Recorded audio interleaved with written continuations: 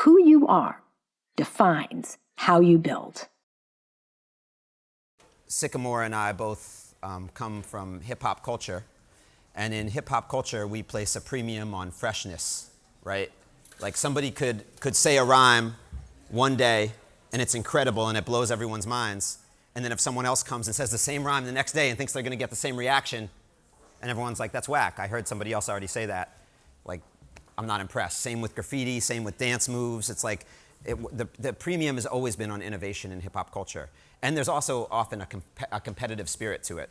So I've studied every interview that you've done at Harvard, at UCLA, Rap Radar, and my goal is to be fresher and get all new content, all new stories, like ask different questions and just make it a whole new thing. You know, I kind of sparked the story, your freshness. Sparked the story on, is that echo? Sparked the story on, when I was in 8th grade, everybody was having like a freestyle competition, right? And I probably went to school maybe like 3 blocks from my house in Brooklyn. And maybe like 4 guys when they did their rhymes, right? So I'm not a rapper. I wasn't back then, I'm not now. But I really wanted to get into it. But I knew rap really well. So I went up and I said, I got a verse. And I said like this old Busta Rhymes verse that from like an album that like maybe was out for a week, but I knew nobody knew. And I said the verse and I sped it like double time. I was like, and I went in for like 32 bars. And the whole crowd went crazy like, oh. And everybody kept coming to me, oh my God, that was Randall, that's my government name. That's what it was, Randall, that was Randall. And after that, I was like, oh yeah, I want to be in hip hop. Like this is whatever. That was like the moment I decided like, oh, this is gonna be kind of like my life where I wanted to go. Because before that, I wanted to be in sports. I wanted to be a sports agent. But like, it's nothing like hip hop culture, you know, because you know, like it's hip hop. Everybody hears like hip hop versus rap. You know, rap something you do, hip hop something that you live. And it's something cool about hip hop. It's like it's not really about how much money you have. It's really about like where you came from and where you made it to. You know, so it's like if you really started high and you made it even higher, it's no real clout with that. You know, but if you really came from nothing, you made something else. You could. It's bragging rights on every little part of hip hop. So let's talk about that piece of flipping something out of nothing, which is in some ways like one way you could just define what hip hop culture is in whatever creative medium, whether it's rap, visual art, entrepreneurship, because it's so related to what creativity is. And in my book, I have a quote from a philosopher named Nelson Goodman, and somebody asked him, "Can you teach people to be more creative?" And he said, "Yes." And they said, "How?" And he said, "Give them harder problems." And I've always felt like hip hop like embodies that. And at the same time, Ra Goddess talks about how like we can't make it seem like you have to be suffering and struggling to be creative. Like there has to be a place for you to be able to eat and be healthy and still be really creative. And I'm curious about how you view that tension within hip hop culture and within creativity, especially as you work really hard to support artists and make sure they have an abundance and make sure they have all the things they need to be comfortable, but you still want them to have that creative edge. Yeah, I think my main role with artists is like to really help artists finish their projects and get out their albums, get out their films. You know, some of the artists I work with is like YG and Travis Scott are probably the 2 examples I'm going to use the most because I've worked with them the longest, about 3 albums each. And I did a short film with YG. Me and Travis have artists together like Sheck West. So it's really about protecting their idea because at the beginning of it always starts with an idea like, hey, I want to come up with an album about a day in the life in Compton, but I want to do it different than Kendrick. Or I want to do an album about recreating my hometown theme park that was destroyed, but I want to do it musically, you know? And you lock into this concept for months, years, you know, every single day. And my whole role is to get the right people in, keep the process going. That's why the design school, the D school is so interesting to me because it's like new ways and new processes of how to do things, you know, and that's all I'm about. Especially when you have these new cutting edge artists, they want to always find an edge, you know? So one of the things that's really been hitting home is like spaces, you see? So Like right now, everybody knows the studio. That's like the basic thing. You go there, you stay there for 12 hours, you record as much as you can, and you leave, you know. And so there's always tips, there's old school tips about that. Like make sure you write before you get to the studio. And when you get there, you know, it's the idea for productivity. But the next level of it has been like the home studios. One thing I like about the D School when Bob gave me the tour is that you could come in here 24/7, right? You could come in here at 3 o'clock in the morning. And that's like the best place to make music. Because if I have an idea to make an album and I have to leave at 12 o'clock and I have to come back the next day 12 hours later, I gotta drive home, I gotta fall asleep, I gotta wake up, I gotta go back, I gotta get myself in gear, I gotta get to the studio, then I gotta smoke, then I gotta play some video games, I gotta play 2K. It's mandatory. It's a whole process, you know?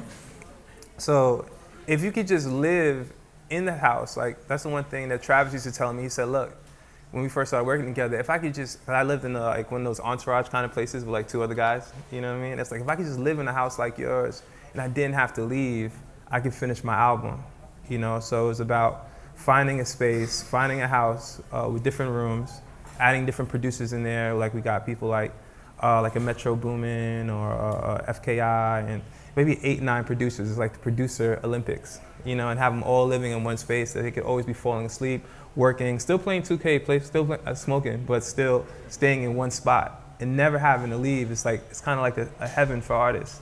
And you can stay there for months at a time till the idea is complete. You get way more productivity out of the situation, you know. And so now I'm, you know, along with Skylar, I've been really obsessed with finding new age spaces and spaces that foster this level of collaboration and creativity. And if you could take this same kind of design thinking and really improve business, improve design, imagine what it could do for the arts. You know, if you really start taking that, and imagine what it could do for your overall projects. It's really interesting because I think design thinking borrows a lot from artists and has turned that into a set of processes and abilities and mindsets that now you're taking back into the art realm, and there's like a cycle to it. Mm-hmm. So with a project like an artist coming to you and saying, the theme park concept, what is your role in making that a reality? Because it's not just putting anybody in that house. Like you have to be really thoughtful about how you curate who comes into the space, what pieces of inspiration are there, the duration of time, like how the space is set up. Can you just walk us through the process from the point where the artist comes to you and says, I'm thinking this theme park concept might make sense, and you feel like that idea is working, like how you take that to the point where I'm picking up the album or streaming or start to be exposed to the content itself? Okay, so the hardest part is like the goal, right? Having the people who, like, just knowing what that concept is. About 80-90% of a lot of creative projects, people kind of say, I'm just gonna start and gonna kind of figure it out from there. But the project doesn't really start until you have an idea of what you want to do. The name could change, what it looks like at the end could change, but the idea doesn't really change. It kind of like manifests and takes form. And then you have to kind of build a team. So like in music, the first thing we have to do is find like a solid engineer. The engineer is kind of like an offensive lineman, or he's the person who's going to be able to keep track of all the music, you know? Then come up with like a laundry list of producers that we want in the studio. And I kind of break it down into 4 quarters, you know, like football or basketball. The first quarter, like, there's nothing wrong. It's almost like a 2-year-old child. Everything is great. Everything they write on a piece of paper is great. Oh, that's nice. Everything, more ideas, more. Oh, that's nice. Everything goes in the fridge, you know? And after the end of the first quarter, you start looking back like, okay, cool, now I at least have something to play with. Now I have about 5, 10, 15 ideas that are pretty decent and we could really go for. Then the second quarter is exciting because now you have a base. And now you start working on more stuff. You start bringing people in the studio. They start giving you feedback. And you start thinking, oh, you have the greatest album ever. You know, like everything's perfect. Everything's done, you know? And exactly, that's how I feel too. And then you're about halftime. And around the third quarter is usually like a song or a moment that happens in the studio that you're like, oh, okay, cool. It's time to finish this up because this is the moment where, you know, we got to get this out. Because music, especially, is about timing. You know, I think about film. A lot of it is, I mean, some films are timely, but it's people who could work on a film. You hear stories of people who've been moving around a script for 20 years until it gets made with the right person and they really nail it.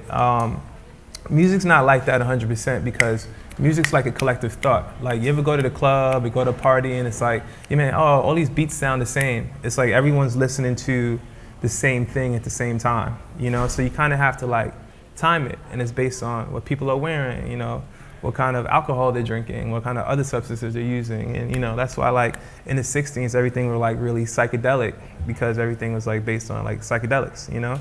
In the 70s, things started moving faster, you know? A lot of that was cocaine, you know?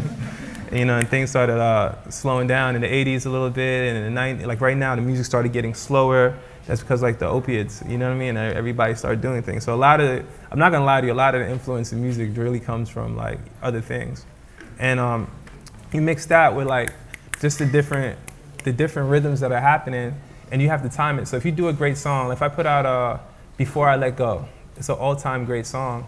It might not be a big song right now because what he's saying, the time, the slang, everything about that moment was from that year. So you have to also get the music out in a certain period of time. So after you get to that third quarter and you're like, okay, cool, like things are happening, now you start sharpening up ideas. Now you start going in on each song. Let's do like 2 more sessions on this one song. Let's do 5 more sessions on this other song.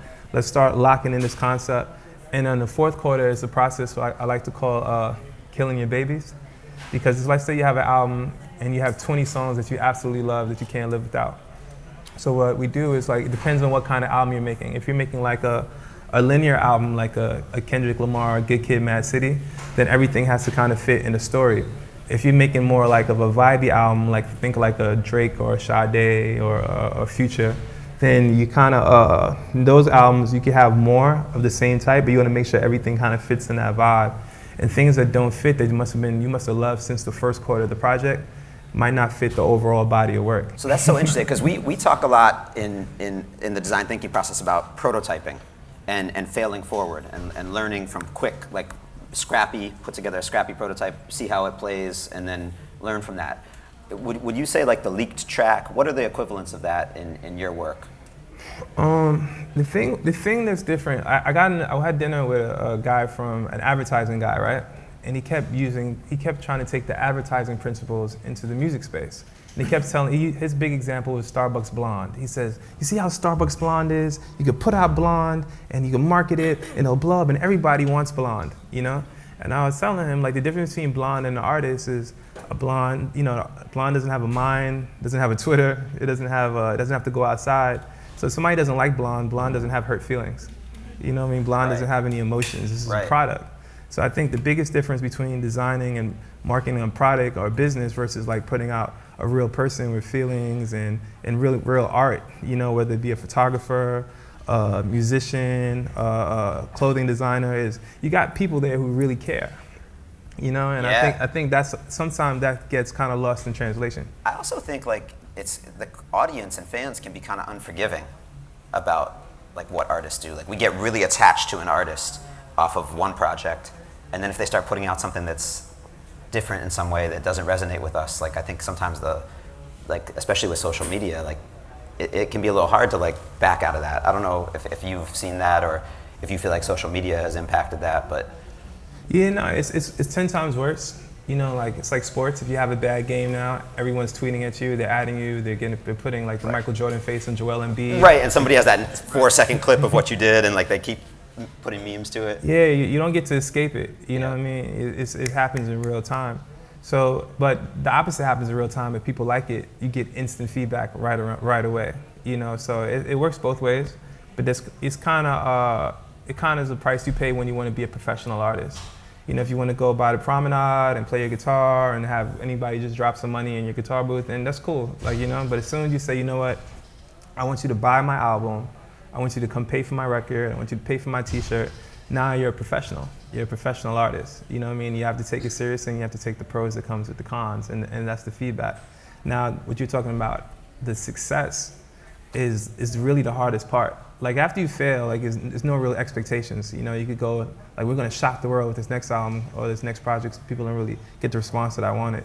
But after you have like a hugely successful project, the pressure is like 10 times greater because this thing is like, you might have made this project to like get back at like your ex-boyfriend, or you might have made this project to like you because you've been working on it for 8 years.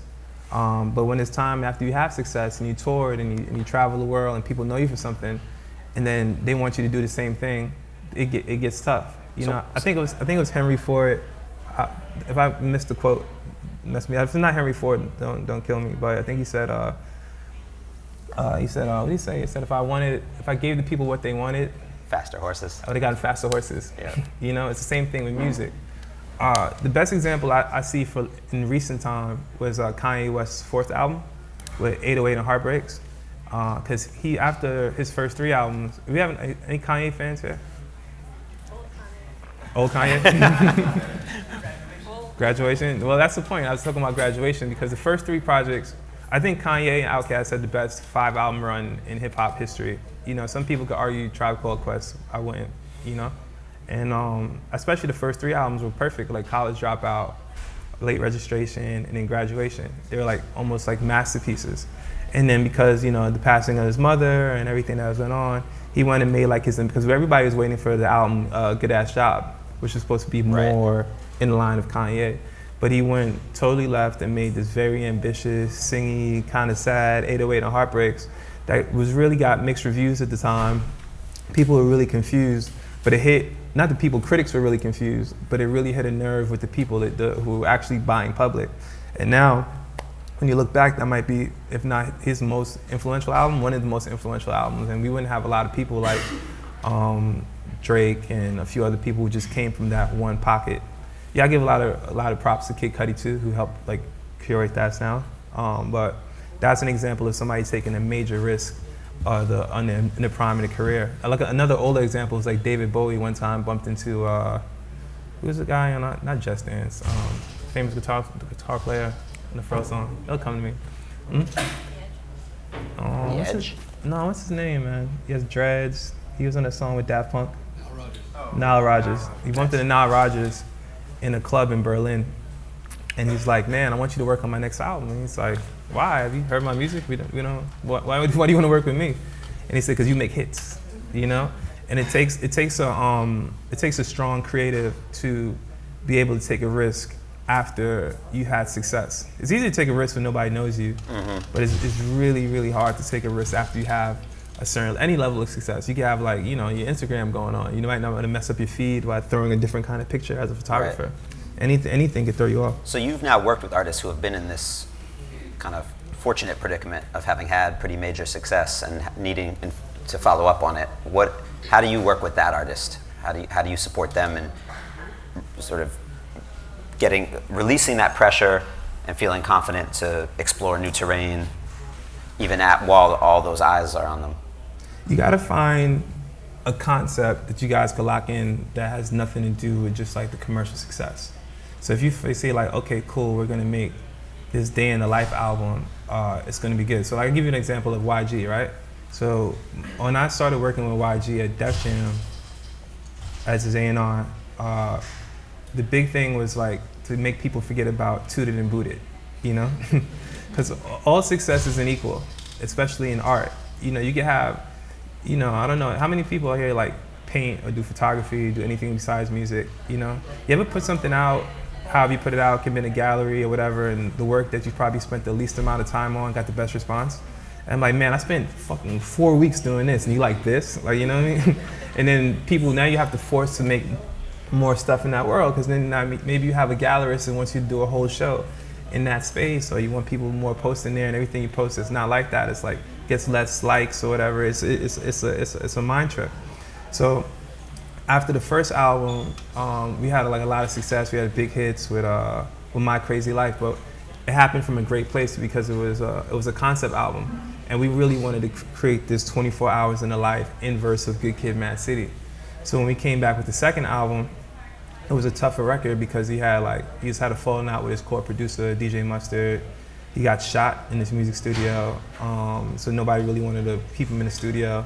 So we made like this more darker, still concept album, but it did well, but it didn't have the success of the first album.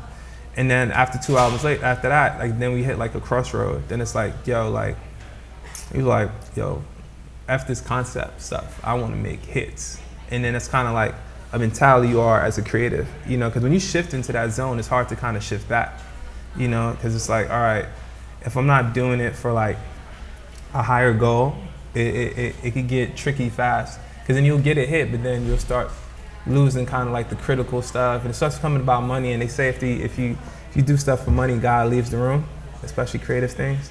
And I really believe that, you know. And so that was kind of like a tough moment for me, trying to like balance somebody's commercial success with their artistic success.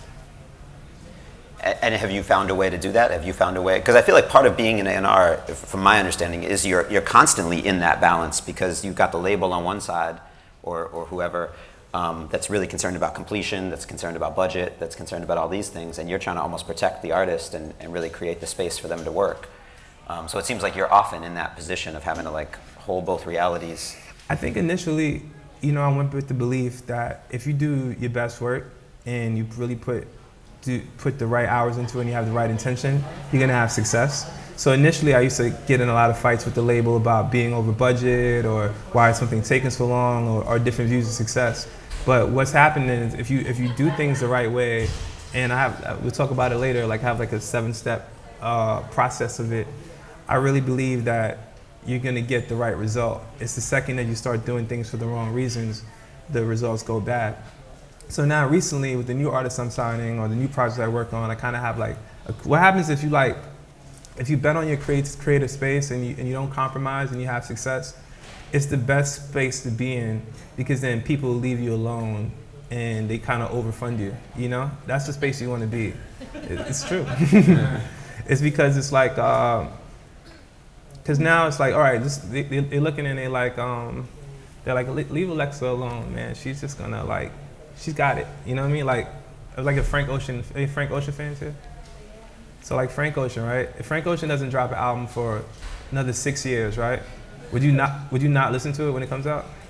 You're like, nah, it's gonna be the greatest album ever. It's Frank. It's because that's his process. Yeah. You know, he gives you these big bodies of work, then he'd give you like a whole magazine that he shoots himself with the music, or Beyonce will give you a whole film, and then work on a performance for 8 months, and then work on a Netflix documentary for a year. I think people really appreciate the time you put into something, you know. And I think like you got to figure out what kind of space you want to be in. Even when you're in designing, you know, do you want to be in like a space where like you're really going for something? You want to be in a space where you're having commercial success. There's nothing wrong with like Fast and Furious, and there's nothing wrong with Roma.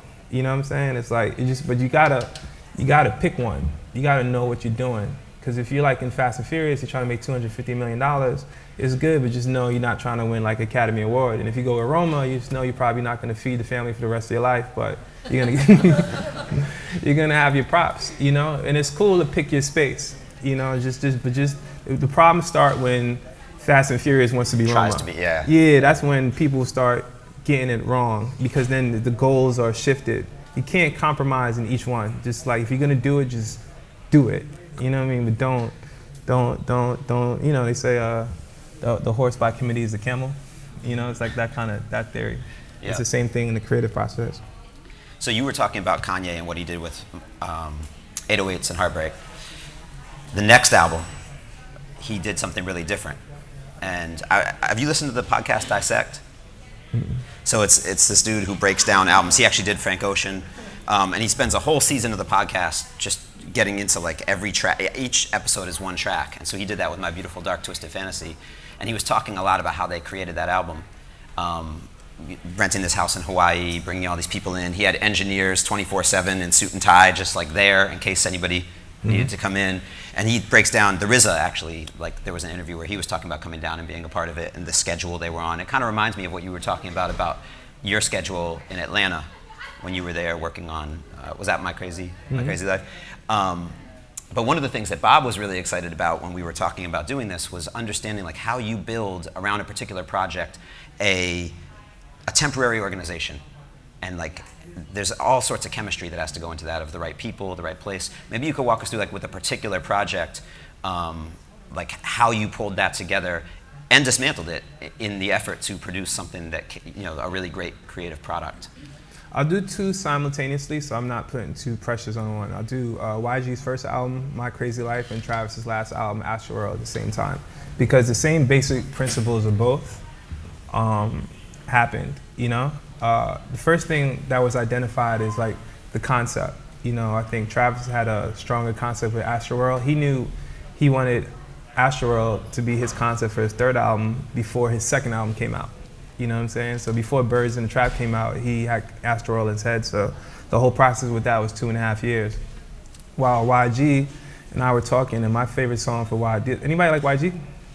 Okay, cool. So like, my favorite song with YG was a song called Bompton when I met him. I was like, I love this song. He's like, I was like, that's my favorite song of yours. He's like, yo, that's my favorite song too. So we decided to create like a concept, a story about like how you can still be hard and do it, you know. But there's always challenges. So the challenge with YG was just the people in the studio, because you know, like I don't know how many people from LA, like LA for real. So like anytime we go to the studio sessions will start like around 2, 3 o'clock, be really productive. Then the homies will start coming in. Then 5 and 6 o'clock, the few people coming in, and everything started talking about like gang politics and who shot who and who did what and da-da-da-da-da. And I was like, yo, you gotta get out of here, man. Like, we gotta go somewhere. So we decided to go to Atlanta because Young Jeezy was there, you know? And what was the Young Jeezy connection? He was executive producing the album. And that was already established at that time? Mm-hmm. Okay. And the label at the time, they felt like YG was like a local artist. They never felt like he'd be bigger than LA. They felt like him and Mustard Sounds were very localized.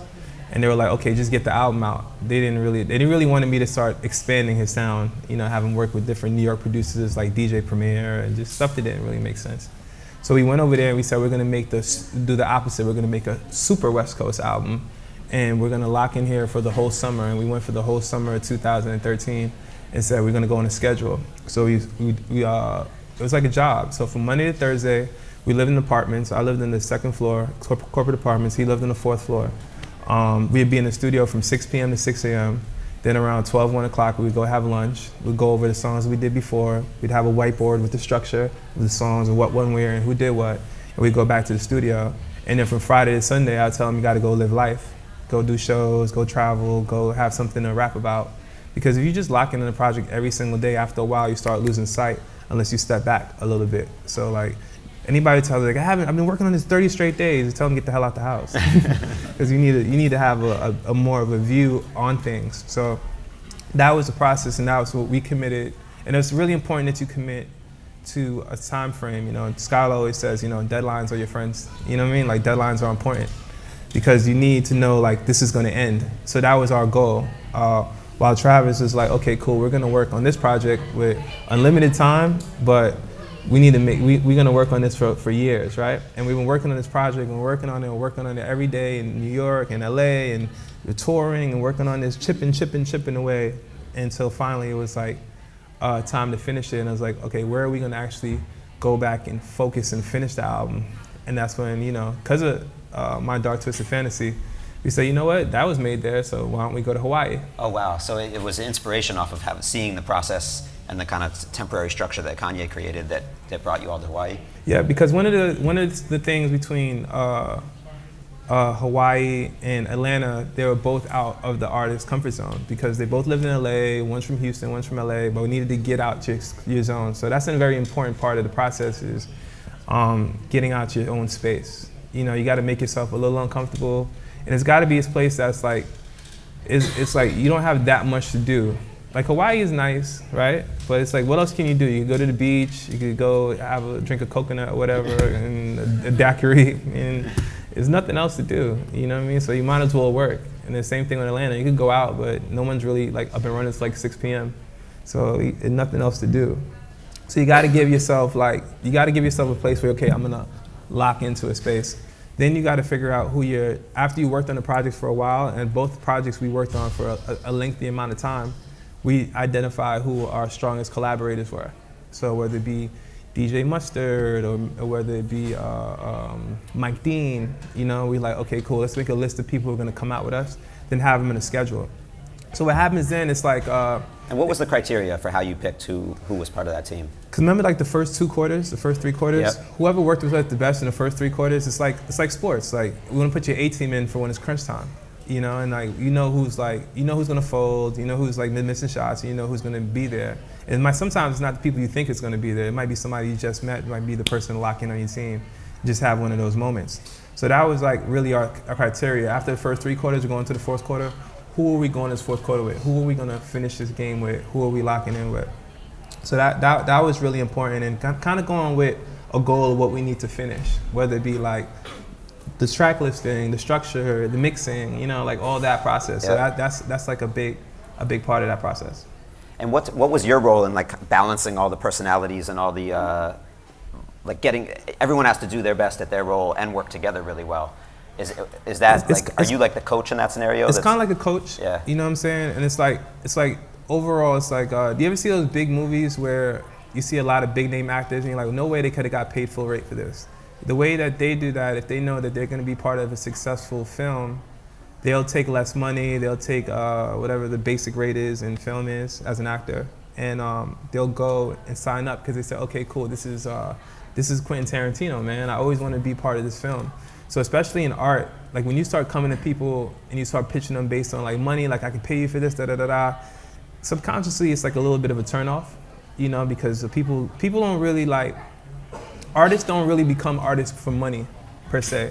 They need money to continue being artists, but they don't become an artist just because of that. Like they would become a banker or something that's guaranteed, a stockbroker or, you know, or whatever.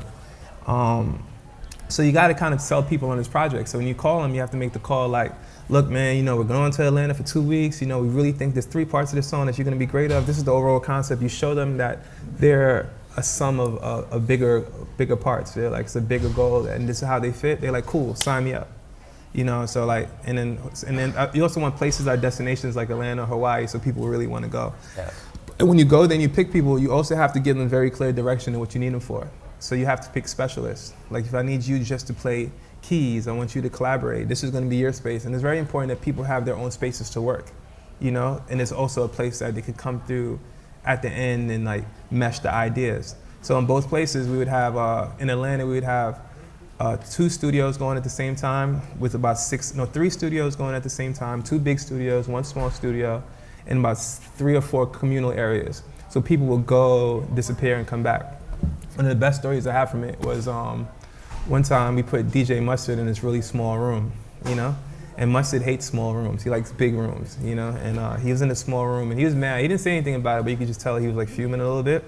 And all these other producers were around. He's used to being like YG's only producer. So we didn't hear from him for like, it was one day we didn't hear from him for like 6 hours. We could see him because it's like glass. So it was like looking at somebody right there. But he didn't come out that room. And then he just walks in the studio one day. He just steps in, we're talking, we're playing music. He just cuts the music off that we're working on, drops his laptop, plugs it up, and he plays the beat for Who Do You Love? And it was just like boom, boom, boom, boom, boom, boom, doop, doop, doop, doop.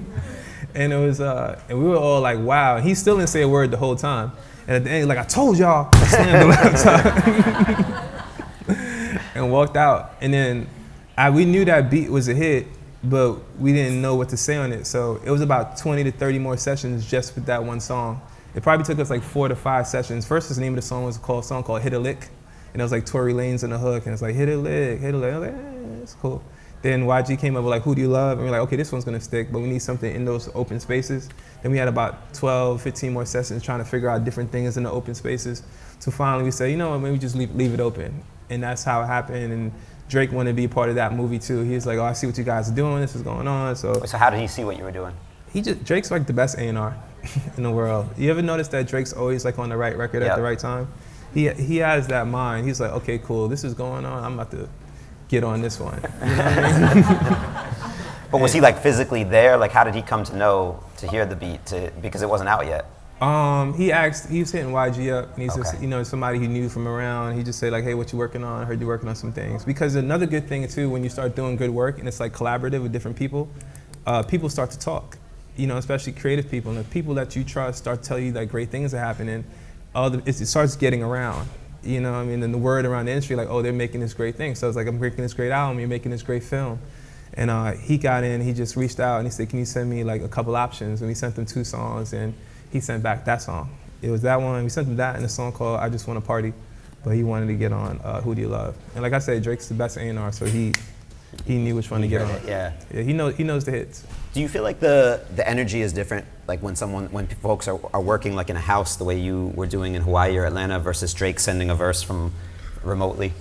It's a little energy because it's more tailor-made to the project because you feel the essence of it.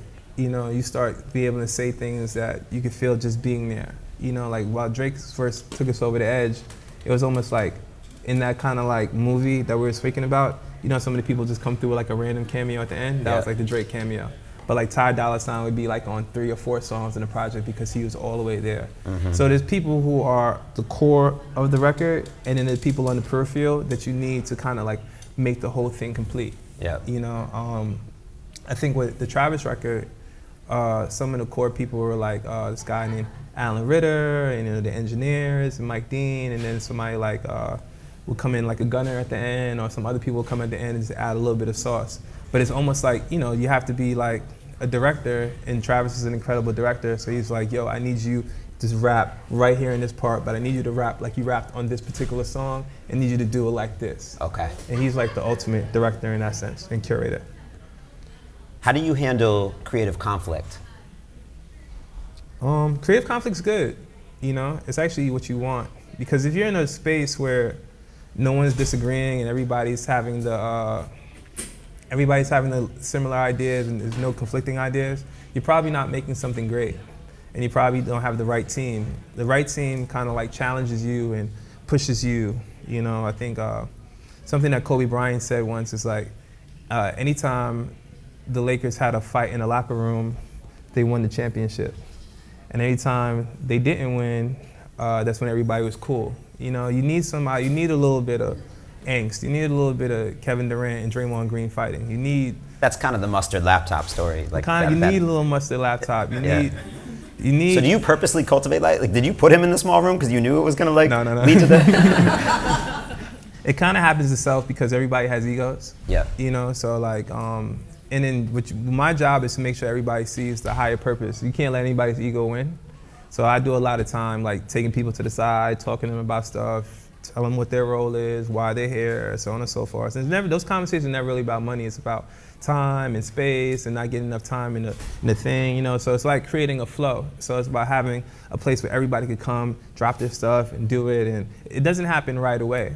It happens after, you know, like 3rd, 4th quarter. That's when the flow really starts happening in the 3rd quarter. You start seeing some signs of it happening early, but the magic really starts happening in that 3rd quarter. Some of the things that are important, like these schools having like collaborative space. I walked upstairs and I saw like there were whiteboards everywhere, but nothing was like closed. You know what I mean? Like you could go in almost anybody's room. Me and Bob just ran into some people who had a conference call going on. We just ran. We went to North and Orland, but you know, it was cool though. He was really cool about it, and it was like, you need spaces like this so you can always just drop in, because you know, especially when you have a fresh idea, you want to be able just to tell somebody right now. You're like, look, this is what it is, and especially while you're excited about it, so the ideas can like mate and become like bigger ideas.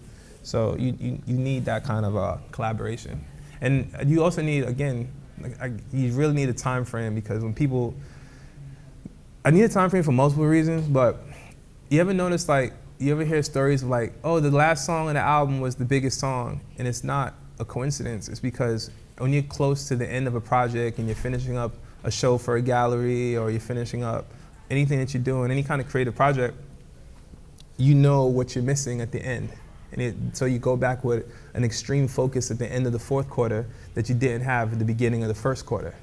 You know, you're like, okay, I really need an up-tempo song about my mom or something. Like, I need a picture here that's full color and wood framing. I need this on this spot. So at the end of the project, you're always gonna know exactly what you need. And usually when you go in with that level of focus, it could be your biggest work. So that's interesting, because I often think that when you get down to that point in a creative process, it's almost like a Rubik's Cube. Like sometimes you work yourself into a corner where you've got all the other pieces where you want them, and then finding that perfect last piece can be like almost the most challenging, because every time you try to move to get to it, you're messing something else up. But at least you have like 4 sides done. You know what I'm saying? It's like when you first have that Rubik's Cube, it's like, oh shit. You know what I mean? Like, you're just doing this for days. You know what I mean? So when you get to that last part, at least you know the end is near, and then you have a laser-like focus to get those last greens. You know what I mean? You're not gonna move from that point. It's easy to put the Rubik's Cube down when you only have like a half a side. Have you ever had a project that got to the third quarter and then it didn't make it?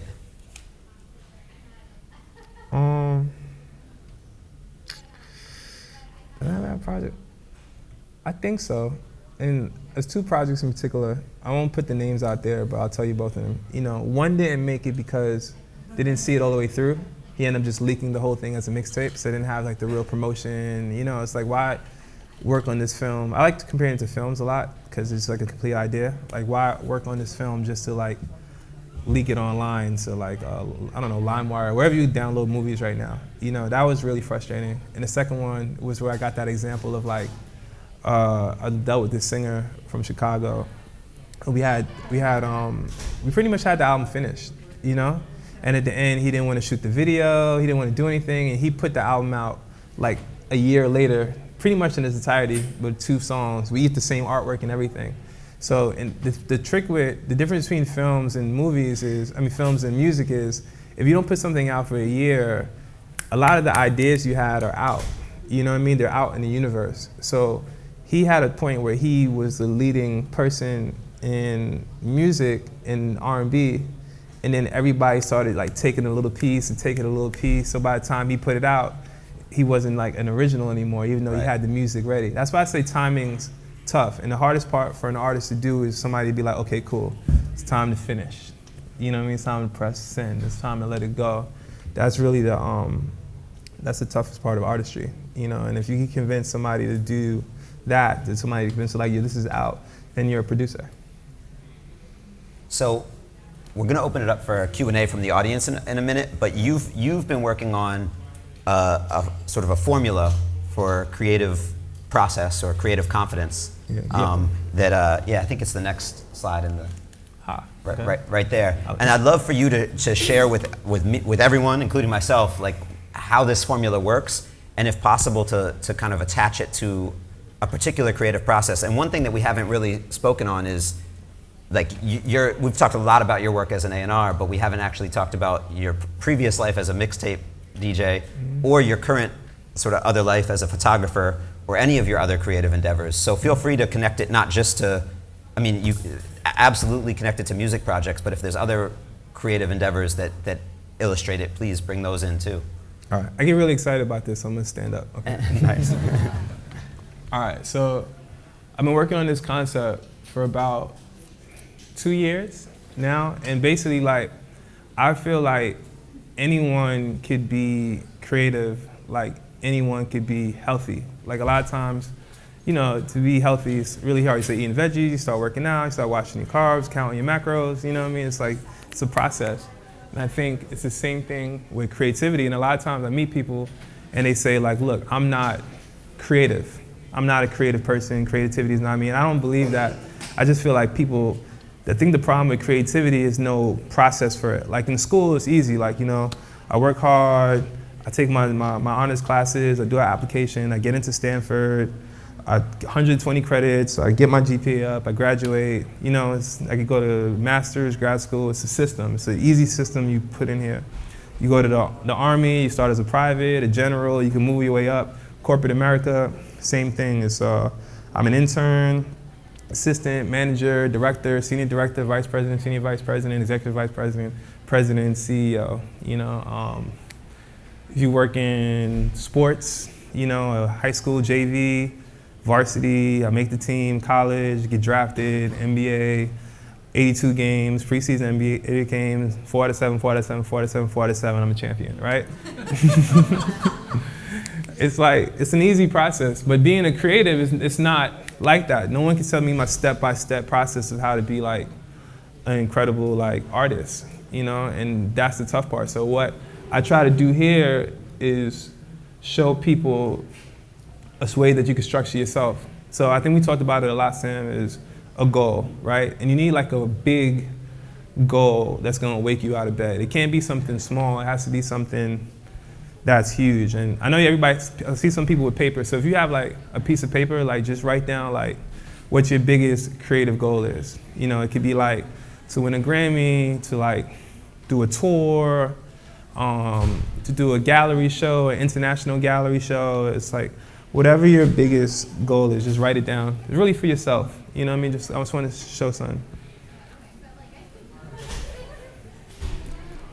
And the second thing is the intention behind your goal. You know, everything is done with intention. You know, and I think like, why do you want this? You know, and usually if that goal has something to do with money, you're probably not going to get there. You know, because the money comes in different ways and fast, and sometimes, you know, and when it happens, it's like, do you not care about the goal anymore? Like, you know, it's weird. It's weird. The art and money it seems like it's there, but it's not. It's like has a magnetic pull that doesn't really attract it.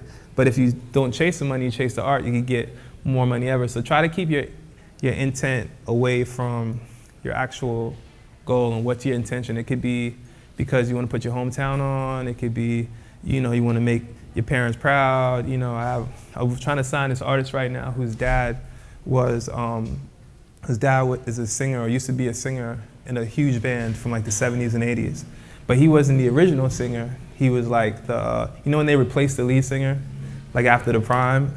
So he used to get treated bad. So the artist came in, he says like, he wants to be on next level. He wants to be better than his dad. That's like serious intention. You know what I mean? Because there's a lot of things that they play there. It's like family, it's like goals. You know, you need, these people have some real motivations out here with people who are training for this. And because you don't get medals along the way, it's harder to stick with it. Especially society. When you're a kid, it's easy. Like, remember we were talking about the fridge? Like, oh, everything's nice, everything goes in the fridge. By the time you're like 14, 15, 16, stuff stops going on the fridge. You know? They're like, hey, did you apply for that college yet? Did you get a job? How's that internship going? Like, people, the conversation is changing. And, you know, when you start getting in your 20s and, you know, people stop looking at your goals like that, your artistic goals. So it's really gonna come down to you. And like, that comes down to the third part, is your sacrifice. What are you willing to give up to get the goal? Is anybody here not from California? Okay, so everybody here knows that's a sacrifice. You know, you could have went to your home school, you know, it would have been a lot easier to go to your state school, you know, to a school in your local city, but you wanted to get the hell out of there. You know what I mean? You wanted to make a sacrifice and come here to one of the hardest institutions in the world to make it in, and that's a huge sacrifice, and sometimes it's about traveling. You know, were you saying the story last about the guy who took a first class flight? Yep. What was it you told him? I think it was in this book, Deep Work, that my colleague here, Laura, gave me, that he was talking about how hard it is to focus with social media and everything. And you may know who this is, Bob. I don't remember. It was an executive somewhere, but he booked himself a business class seat to China and back just to be somewhere where he couldn't have cell phone or internet and to write his book. Yeah. And that was his way of like hacking the world we live in now, to have the creative space and the focus to do that deep work. Yeah, that's like a sacrifice. Like going to Atlanta, going to Hawaii, separating stuff. I remember I interviewed Travis for the Grammys or something, and I asked him this question, like, what was your biggest sacrifice through the whole process of making the album? And he was like, you know, not seeing my newborn baby. Like, I had a newborn at home, and like I never really had to, I go home at 11, 12 o'clock, and that was a big sacrifice. And I'm with him every day, and I'm like, man, I don't even think about this. You know what I mean? I don't think about like, you know, it's a lot of times having a newborn is like the biggest thing in somebody's life. They shut down, they go on maternity leave, and he's in the studio every day, you know, and that's like, so you gotta figure out what you're willing to sacrifice. And so what I was saying before is the faith. Like, you know, when the stuff stops going on the fridge and people don't like your pictures, SoundCloud's not going crazy, like, and you gotta, you know, like, you need a faith that's kind of like bigger than yourself, because that's the part where most people quit. You know, because enough people kind of like stab at you is the worst. I remember one of the worst feelings I had was when, I remember one time I went home and I went through like a real dark rut in school, not school, like in music, and it wasn't going well. It was before all the good stuff started happening. It was between when I was like in mixtapes and before like the YG album. I had like a 4-year gap there where it was real shaky for me. And my mom was like, hey man, you should get like a job or do that, you know, and it's like, it's one thing when like the rest of the world says, but when your parents say something to you, it's like a whole nother level of like shaking belief, you know? So you gotta like really find out what your faith is and what really gives you your faith, you know? Whether it be like religion, whether it be like meditation, or whether it be a family member. Sometimes it's like one person. It happens in sports a lot. You got one person who just really believes and really pushes, like really lean on that person to get their faith, because everyone's faith gets tested. And the only way you're gonna really get there is if you're really able to shake past that moment. And then after you get the goal, you have the right intent, you made the sacrifice, you're getting your faith from somewhere, that's when you start to get in the flow. And before you get in the flow, you need a routine. The best book that I've seen about routine is The Power of Habit. You know, so if anybody hasn't read that or need that, it's a great book on how to build a routine. And building a routine, and all the stories I was telling was really about the same thing. It was like going to the same spot every day, going to the same goal, doing it over and over. Because it's not gonna happen the first few weeks, maybe even the first month you start. But after like the first month or two, then the magic starts happening. You start staying in the D school for a long time. Then it's like after 6 weeks, like, oh, now we're really cooking with gas. And that's when all the serendipitous moments start to happen and things start to really cook, you know? So that's when like the flow hits. And after the flow hits, that's when the magic starts to happen. And you really make that work. You really have that breakthrough moment. You know, you've probably, the label calls you, who wants to sign you. You start getting your first gallery show. You get representation. Like that's kind of like the magic. And you kind of, the problem with the magic step, because when I first started this, I only had 5 steps. I didn't have faith and I didn't have legend. Like when I did this at Harvard, I only had 5. See, you got 7 here. And I came up with legend because I realized that the magic's like driving like it's like those fast cars, an F1, like an F1 car, like Formula car. You know, it takes a long time to be able to learn how to drive it. But the second you start thinking, not doing everything you're supposed to in the car and taking your eyes off the wheel and showing off, the second you crash. And that's like being in the magic. That's being like in that quantum field. When everything starts happening, you can't take it for granted because you got there from steps 1 through 6. So that's when most people go bad. You know, I was using the example of like Tiger Woods. Because usually when it stops, when you break out of this, it doesn't end good, it ends bad. Like for Tiger, it ended with like his wife chasing him out of the house with a golf club. You know, because he started taking steps 1 through 6 for granted. You start forgetting the goal, you start forgetting why you did it, you start forgetting the sacrifice you put in, you start losing your faith, you know, you're not doing the routine anymore. And it takes so long to get back to the magic that sometimes you never get back there. And you live your whole life thinking about those moments when you had it and you had to stay locked in and you didn't. Or you had it for a moment. That's why you see a lot of one-hit wonders. That's why you see a lot of people who did one great body of work and they don't know how to do it again because they're not willing to go through the hard steps it takes to go through 1 step to 1 through 6. So let's say you do everything, you do steps 1 through 6, and then you do it again for another project, you do it again for another project, and you do it again. So I got a timeline on this, and me and Sam disagree on this step a little bit, but I think after about 10 years of consistently doing something, that's when you can start talking about the legend step. And I think like, I was using an example like of sports. I love sports, as you can see. And it's like Paul Pierce, he plays for the Boston Celtics. He gets in a lot of trouble talking about if he's better than Dwayne Wade or whatever. And Paul Pierce is a really good player. And he probably had like 8 NBA All-Stars. He might make the Hall of Fame. But he's not like a legend. Like Dwayne Wade's like a legend. You know what I mean? He's somebody who's like all time. Like Kobe's like a legend. Like Jay-Z's like a legend, you know? Some people are getting there. Like I feel like I love Tame Impala, but they probably got like 5 more years before they become like legendary. So it becomes like a consistency that you have to hit over and over. So I give it about 10 years or maybe like 5 projects on a big scale before you're like an absolute legend. You can do it over and over. And legend doesn't just mean commercial success. It can mean like, it's like kind of like, what's that, Searching for Sugar Man? You ever seen that documentary? Who's seen that one? Sugar? Yeah, so I didn't see it, I just know the concept of it. But the concept is, he's in Africa, right? Where is he? I think he's saying like, so the story is this guy, he's making this music somewhere, and he comes to Legend, everybody wants to go there and try to find him, and like, or even somebody could be in your neighborhood who's been doing it for a long time. That level of consistency for doing it for a long time is what takes you over the top. So that's kind of like the 7 steps that I put together. I'm really happy with the 7 steps, and I think that anyone, if you follow these 7 steps, can really take your creative goals to the next level, and you can use this as like a check mark for your creative goals. You can't use it for everything, in my opinion, but definitely for any kind of creative project. I'm gonna sit back down. Beautiful, thank you.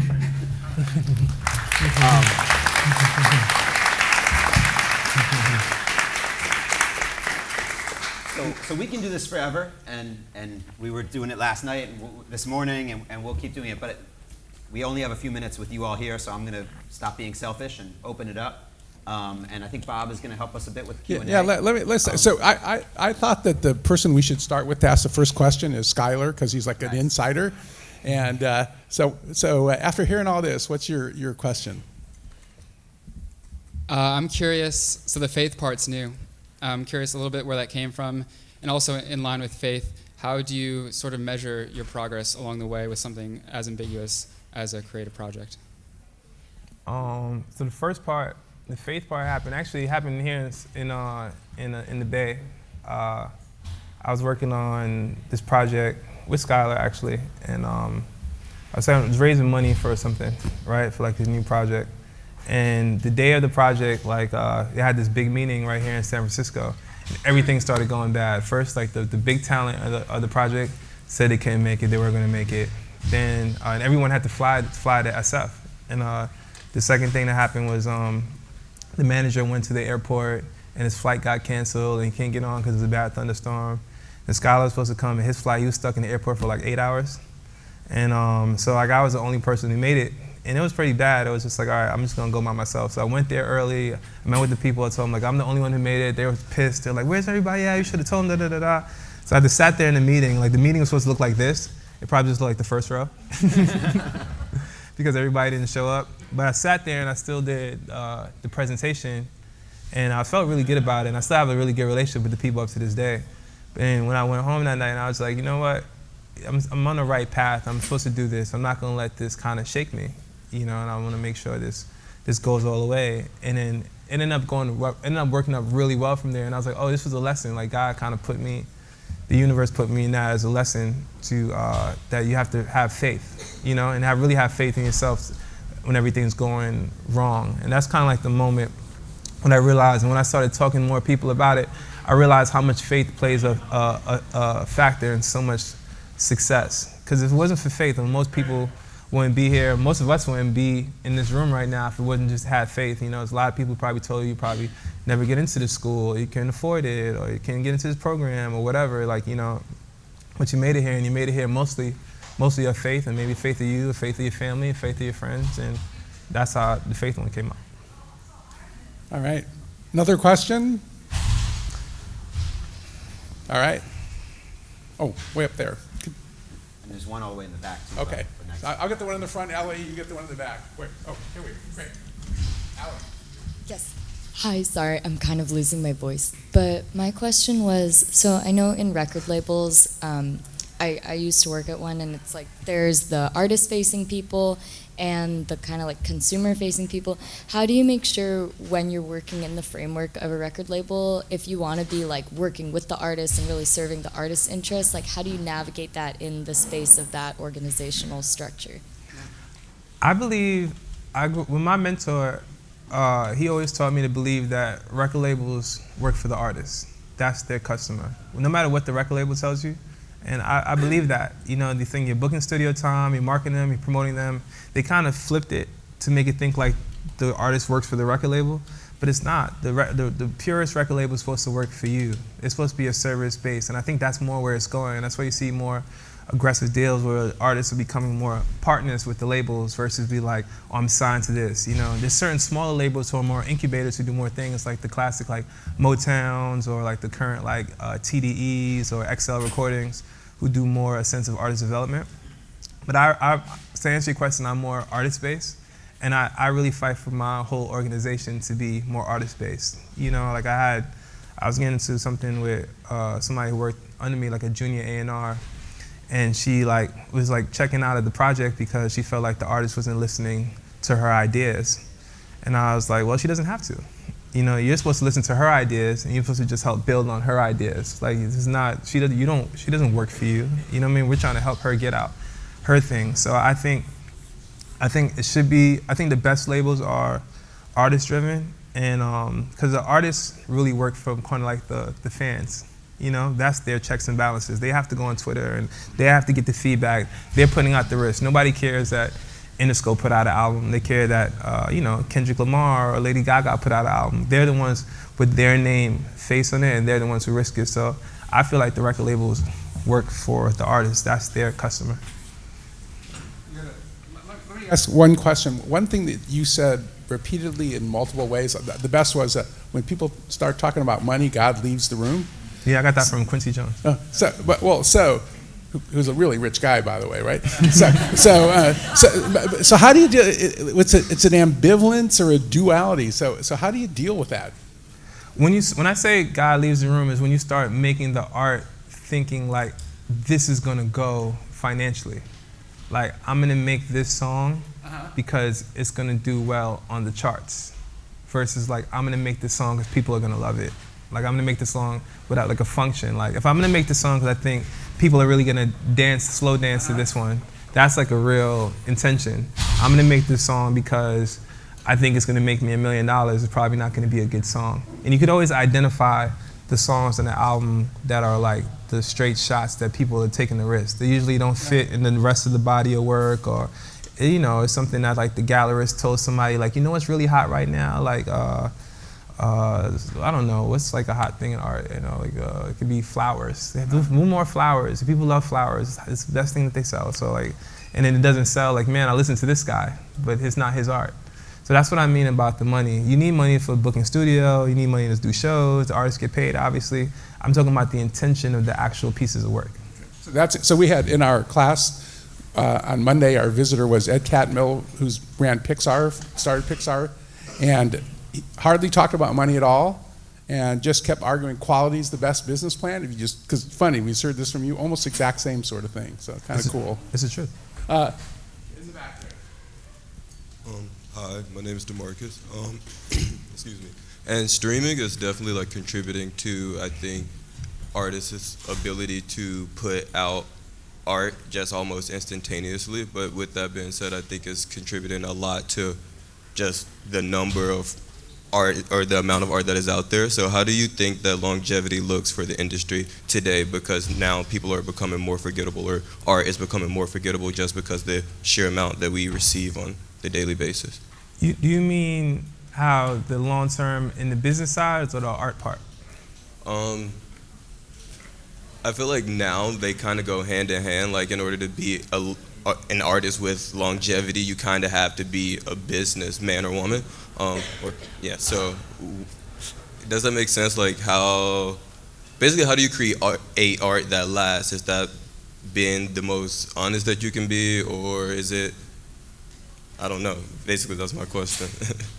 I'm a firm believer in putting out the best art that's like closest to you, because then you could always build like a real fan base from there. Like, it is better to have like a small, strong fan base than to have like a fan base that you get overnight that might not be there. Like, what's the guy, Little X-Nas? I knew you were thinking Old Town Road. Yeah. I'm sure he's a good guy. Anybody like fans of him though, like as an artist? It's tough to be to because it happened so quick for him. He went to the top so fast without building like a strong core fan base. So now everybody knows who he is, or they know his song, but he doesn't have a core. And because streaming, because of the narrative, it blew him up. But now he's gonna have a really tough time not being like the Old Town Road guy, you know, and having to build a thing. So that's why it's better to kind of like build your fan base. You almost don't want your first project, your first song to be successful, because it'll haunt you for a long time. I always see Trinidad James, and you know, he's doing good now. He's like a songwriter. I think he might have won a Grammy last year writing something. But his first mixtape had like 9 songs. It was like his first 9 songs that he created. And one of them is All Gold Everything. And it was tough for him to ever live that down. So it's better to like have a strong base that you can build for time, and if something hits, it's cool, but you always have your base versus like something going really fast. And you know, like Dave Chappelle quote, you know, it's what he said about famous versus infamous. You like, no, you can't get unfamous, you just get infamous. You know, it's like, oh, he said that little X now. What's your name again? What are you doing, man? You still around? You don't want to be like that. You rather be somebody who's consistently doing things for a long time. And so I think, in a sense of streaming, streaming kind of hurts. This is my argument against the art of streaming. I think it gives people don't commit as much anymore. Everything is kind of like, oh, this is the project. Oh, I just worked on this. They keep giving themselves a creative out because it's so easy to upload. So you get a lower quality of music, not because of the platform, it's because of people kind of cheat themselves. No one commits and says, no, I put my all behind this album, you know, because like he just uploaded really quick. So they cheapen themselves in the art. So that's what I don't like about streaming. I love that anyone can put out music from anywhere. You know, Skylar put me on to like the Alti movement in Lagos, and I think that's an incredible movement, but they're very committed. They don't take half steps. You know, I don't like the people who just, they'll come and talk to me about the music and they're like, well, you know, this is a project, but I just worked on this for a week and you kind of like it, so if you like it, cool, but if you don't like it, you know, I don't like that. I like people like, nah, this is it. I worked my life into this. Hands up. All right. How do you know when a project is done? I heard Kendrick say this once, and I kind of just go with this. And the exact quote was, I know my album is finished when I start fucking with shit that don't need to be fucked with.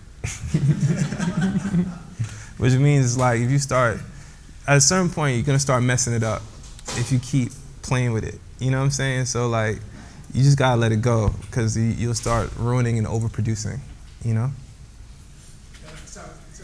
Well, I'll get the hand up here, but it's interesting when I work with PhD students, when they start going back to the same problem over and over again, and it's not getting any better, they're just making the same mistakes, it's time to ship. There was a hand here? Oh yeah, here. Hi. So I recently watched the Defiant Ones, which is a really great Dr. Dre and Jimmy Iovine documentary on Netflix. I don't know if you've seen it, but so basically the documentary kind of follows their individual journeys and then talks about how they kind of came together to do the Beats and Apple merger, which obviously was like a monumental event in hip hop and in tech. But there's this really interesting quote that Jimmy Iovine says, which is culture and product co-evolve. And he also goes to say that you can't spend any amount of money to create culture, and in that it's brought to product. So first, I guess I want to ask you if you believe that. And secondly, if so, how has our current culture and kind of our generation impacted the products that you create now?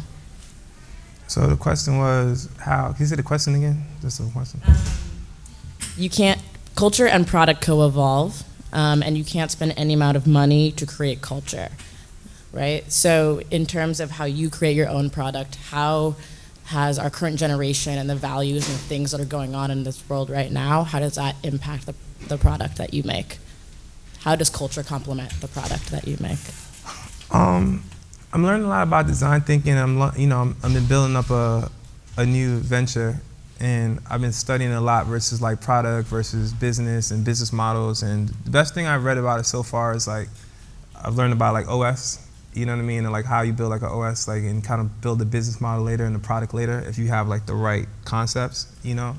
So, you know, something like Travis and like these sneakers, right? Like if I get one more phone call about people hitting me about these sneakers, I'm just gonna change my phone number. And it's like, but the good thing about it is he did something great in one space and you kind of know what his OS is, so it translates into his shoes, so his shoes sell, and that's how you sell the product. Or Dr. Dre has such a quality for music that it kind of translates into his headphones. So you're like, okay, cool, this makes sense into his headphones. You know, it's not really about the sneakers, or it's not really about the headphones, it's really about what that person and what they represent in their music and the level of quality they put in there, you know? So I still think it comes down to nothing really happens until you make that quality and you're true to yourself, and then you can kind of like sell anything you want after it, but you need to still get that core creative down first, and you need to get that out first before you even think about product. So I agree, like you can't buy culture, but you can create culture, but it's just very hard. You know, and it's not a dollar amount that creates culture. You got somebody in the back there? Oh. Emily. Hi, I was wondering if you could talk a bit about your process for creating the visual aspects of an album, so like the album cover, the music video, what goes into that? Well, you kind of got the concept of the album, and you kind of want everything to match, you know? So after you know the idea, if you're doing like 24 hours in a day, or you're doing Asherworld, or like your Sheck's album is called Mud Boy, you know, then you have to find the best creatives in that space who really understand. The best way to do it is to get people involved before the project is finished, you know, like so they can feel a part of it, so you can kind of be creating it with them. You know, I know Travis brought in, why is his name blanking me, the photographer? No, the big one. Yeah, David LaChapelle. Yeah. And he came to the studio, and he listened to the album, he heard the concept, and he came up with that inflatable head concept. So we had that concept before the album came out, and worked on that cover simultaneously while working on the album. So that's something like you really want to get different creatives and partners in earlier rather than later for your process, you know, especially like, and everybody needs partners, you know, so if you're doing a photography show, you might want to get the framer involved early, so you know what photos you're going to pick that's going to match the frames. You know, if you're not thinking about that and you wait till the end, you might change the lineup. If you want to change like your album, you want to bring the photographer in and get everybody in. The best thing to do is get people in on the ground floor, especially in that fourth quarter. So you don't want them in too early because the idea hasn't formed enough. But if you get them in the fourth quarter and you get the other creatives, but before it's finished, that's probably like the magic sweet spot to get the other creatives in early. But you want to start expanding your team around the fourth quarter. So, Alexa, I'm going to get to you next, but I have an interesting, because you keep talking about the time rhythm in the fourth quarter in particular, and since a lot of your job is to keep things on track, what's the sign to you you're in the fourth quarter and things aren't going right and you got to do something? It's when they rush to the finish line, you know, everything's like, okay, now it's done. You know what I mean? It's just like you can't just cheat. I don't want to just put stuff out. Like it's all about presentation. I had a mentor who always used to teach me that. He said, you know what's the problem with your generation? There's no presentation. You know what I'm saying? That was his big thing. And he's right. You know, everybody wants to just put a SoundCloud link. Like we talked about a lot of good things about Kanye. One of the things I really hated was his rollout for his last album, Ye. You know, he was like, I made this art on the way to the party and da-da-da-da-da. Like that's like the stuff that I hate about just the do it right now stuff. You know what I mean? It's like a cheat code. Like you didn't want to work that hard. You know, so when you're in the fourth quarter, it's supposed to be tight, it's supposed to be aggressive, it's supposed to be ideas, supposed to be bouncing, it's supposed to be really well thought through. You can't rush that process. And why I work so hard for 3.5 quarters just to rush it for the last 6 minutes? It doesn't make sense. And then you see that in your model.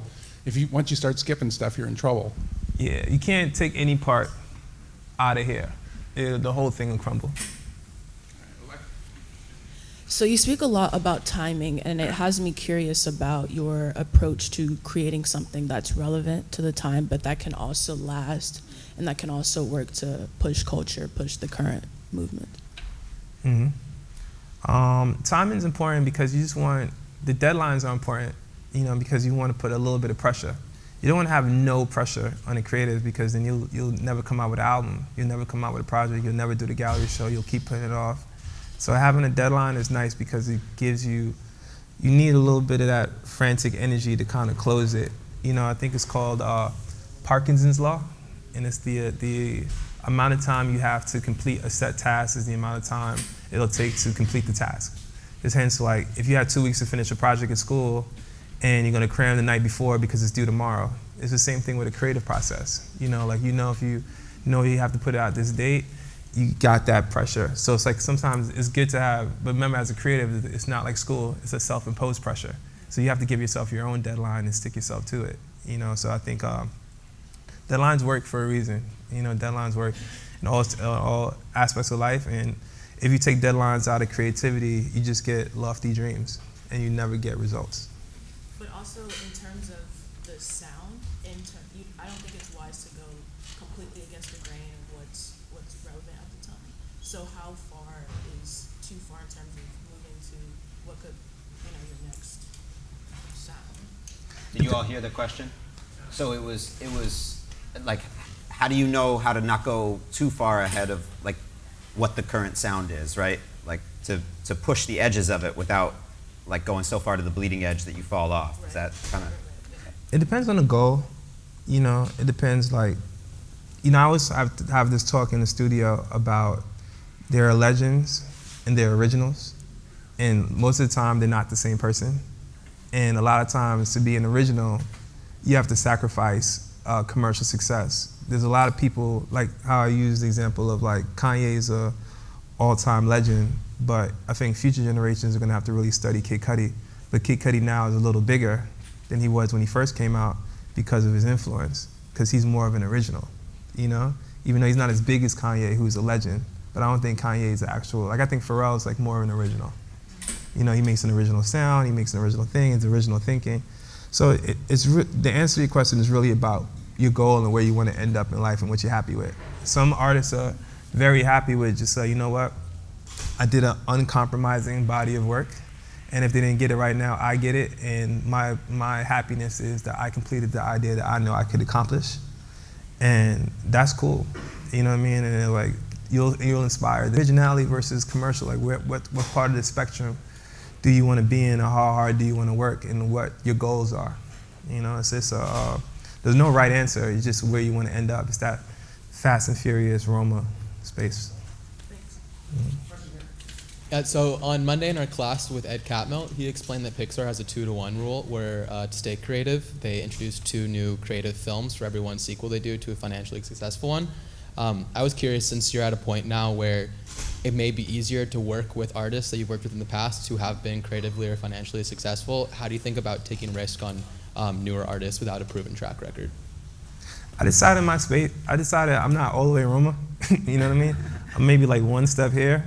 I like having commercial success that also is really like kind of big and cool, you know what I mean? I like going to hear and like music playing out of cars. Like people hit me up for concert tickets. Like I like being relevant, but I also don't want to work like on a Taylor Swift album, you know what I mean?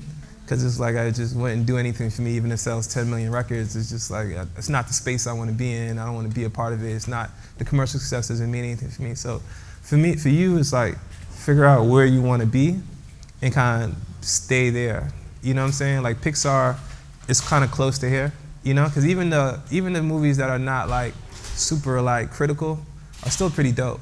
You know what I mean? They never really end up over here at all. They're kind of like in this range right here. So it's just kind of figure out your sweet spot of what you're excited for. Like I really want to, I look at people like a No ID or Rick Rubin. I like that space that they're in. I want to be able to put out projects that people really love or change their life or is really inspirational. And so for me, I have to work on projects for longer periods of time, like have off years. Like I might not put out a project this year that's going to be huge, and I have to be cool with that, you know what I mean? Because I know like next year, the year after, I'm going to put out something that's going to be amazing, So you got to just be, the hard part is being comfortable during the dead time and locking into your idea when everything is going on around you. So if you work on one project for 2.5 years, 3 years, it's kind of scary because all these other things are going on and you're still locked in this one concept. What if my concept's getting old? What if it's getting stale? What if the concept doesn't really work by the time it comes out? Are people really going to get it? And I'm not really getting the feedback from what I'm working on. That's like the hardest place to be, and knowing that you could absolutely fail. And that's where the faith comes in, So we're about it. So Sam, I think you should wrap it up. Great. She's been raising her hand the whole time. We have one question one here, more. And I do have a last question. So we'll do these 2, and then that'll be it. All right. You're the final word. Nice shirt, by the way. Thank you. I found this shirt, and I was like, dang, I really need this shirt. So I was thinking a lot about how Starbucks Blonde doesn't have feelings, and how people, especially artists, have a lot of feelings. And I want to know, just like, what kind of emotional fortitude does an artist need to build up, either that in themselves or their teams to be able to face all aspects of social media being very fast and responsive, and cancel culture being something that people fear a lot. Another question is, how do female artists deal with that when maybe they have less space to have a voice in the first place? And if they do, I mean, this is in context of maybe the prerequisite for female artists to make it being that they have to be quite hypersexualized in order to be successful. These are all very broad thoughts, but I just want to hear what you want to say. I think for the first part is, I think a lot of the great people kind of put blinders on during that third and fourth quarter of their project. It's probably not, at some point you need inspiration, and the number one thing that taps inspiration, it gives inspiration, also takes away is your phone. Because you're like, oh, I'm really researching all these great things. Like, oh, look, it's a cat. Like, you know what I mean? It's a whole, we're in the center of a place where people are spending billions of dollars every year to distract you. You need to get your attention. So I think the best way to do it is like when you're really locked in those third and fourth quarters, you have to just kind of like sacrifice and cut away your distractions. Like give yourself maybe like almost like 30 minutes a day on your phone, only check it for a certain amount of times. Like you really gotta, your phone is your number one enemy, because most of the distractions come from there. That's it, because everything is tailor-made to get towards you. So I think just, and then after the project comes out, there's no hiding. It's coming right at you, you know. But just right, that third to fourth quarter, just try to let it all go. As far as about different women and how they're hypersexualized in the industry, I think one person I've seen kind of taking back the narrative is Billie Eilish. I think she's been doing an amazing job, you know, doing her own thing, you know, controlling her narrative, not being over-sexualized. You know, the counterpoint to that, well, what if I don't want to have to wear all my big clothes to do it? You know what I mean? It's like I get both sides. So I think the answer is more like inclusion. You know, I think it needs to be more women-led teams, especially in the creative sphere, especially in music. You know, in the last year or so, I've been really diving down and work with different female artists, you know, and different voices. You know, I signed 2 artists recently I'm really proud of. One, her name is Jayla Darden. She's from Detroit, and she like a singer, a songwriter, a producer, an engineer. She literally does everything herself in a room by herself, and the music comes out absolutely phenomenal. She mixes the music herself, and I think that's an important story to tell. Another one is another singer from Britain. Her name is Amalu. I think she's incredible too. She produces her music. She's very hands-on with all her branding. And I think in music, in film especially, music and film especially, it's kind of like this thing that I don't like, where women always have to be presented. You know, it's like, in presenting so-and-so, and they come out on stage and they start dancing, well, like men can be looked at more like as like creative geniuses or whatever. And I don't think that's fair, and I think that's because a lot of people who are in power are kind of like tone deaf to what's going on. Until you start having more women in these positions to make changes in the boardroom and the people who are really cutting the checks, then it's really gonna happen. I think it's happening all across the world in different areas. I think it's happening slower in music though. And as somebody in firsthand seeing it, I can tell you that's the reason why. Because some of the ideas that you're gonna get in a room full of men for presenting a woman is just not gonna be great. You know, so until there's more inclusion, there's more diversity, especially on the higher levels, that's when things are really gonna change. So I wanna wrap it up with one last question, which is really about the future. So my work here is about bringing design and creative confidence to the K-12 education space. My colleagues Laura and Louie are here, my friend and brother Al, and my brothers Tony from High School for Recording Arts, and Isaac, who co-formed this whole concept of Hip Hop Genius with me, which was all about bringing a hip hop creativity to education. And I know you went to an alternative, creative type of school, and that had some influence on how you move in the world and how you've developed all this. And I would just love to hear your thoughts about how we could apply all of these principles that are up on the screen and the way that you've approached your work in these creative realms of music and photography to education. Like, what do you think the schools need to look like that are gonna make sure that all young people have the opportunity to have the kind of creative confidence that you've been cultivating with the artists that you work with and in yourself? I think going to an alternative high school, you know, I went to like, Is that still a thing, or is it only charter schools now? Yeah, we have alternative schools. Yeah. Going to alternative school, I went to alternative high school in Brooklyn, and it was kind of like, have you ever seen the movie Precious? Anybody? Like, it's kind of like the classes they were in where they're like 10, 12 people, and they were just like, if you graduated, success. But then the good thing about like my school was like sponsored by Goldman Sachs, so I got a lot of cool internships. Like I worked at Fox News Channel, I worked at Goldman Sachs, I worked at my local park. So it gave me a lot of opportunities that probably wouldn't have gotten maybe at a normal high school with the level of focus.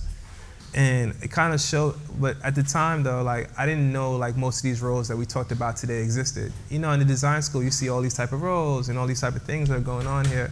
But like I did a talk maybe about 3 weeks ago at Centennial High School in Compton, you know, and they don't have any of the green that they have here and the funding and everything. And you know, when I say stuff like creative director, A&R, art director, all these things, there's not even a blip of a possibility that these roles even exist.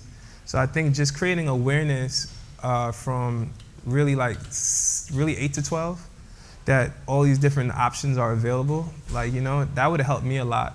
Everything that I do now, I didn't know was an option when I graduated from high school. I didn't know A&R was an option, I didn't know the creative director was an option, I didn't know any of this stuff were options. You know, I would just feel like if I just even had this as a role, and that's why I really want to teach a lot of this stuff in school, because if I just knew like this creative process was an option, I think I like the way my life went out with this now, but I think that it would have changed a lot. I would have been a lot further, a lot faster, because if I don't have like the financial capability to go to like a big Ivy League school, or even go to my local school, at least I have the ability to be creative. And I just really want to show, you know, I think my time on earth is going to be successful if I could just show people, especially people who look like me, that this is an option. And that's my overall goal, my biggest goal.